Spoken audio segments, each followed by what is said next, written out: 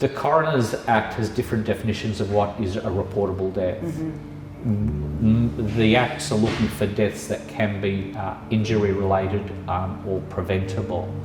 So that's been our only source of information, and what we wanted to do was to extrapolate from that what the care of the living was like, and that's still ongoing work.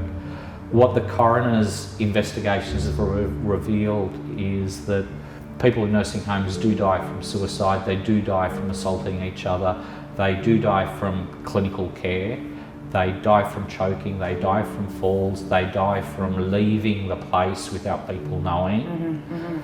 All of these things were anecdotes or stories. People had heard of one case. So we were able to pull that all together and show that it happens across the country, and it doesn't matter whether you're a big provider or small provider, whether you're privately owned or publicly run, these occur.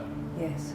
Which suggests there's an underlying systems problem. And I think particularly the Victorian court from the 2000s was looking at the systems of care rather than what was happening with the nurse and the resident.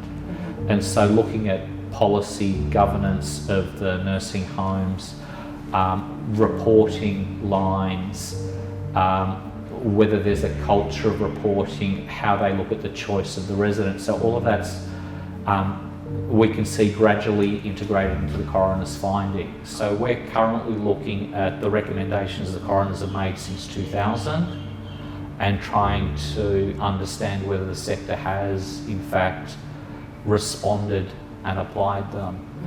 When we go through the cases, we can identify an example for the Royal Commission on every one, essentially, of their terms of reference. So everyone's aware of the case where a resident who died outside in the garden was brought back into the home, and the GP and family weren't told where they had died, and that had been considered a natural death till there was a nurse who was a whistleblower.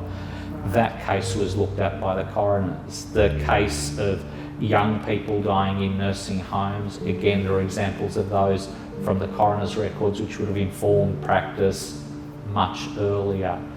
The cases of a person going up in flames due to cigarette smoking, again reported to the coroner, and recommendations made about that practice and choice.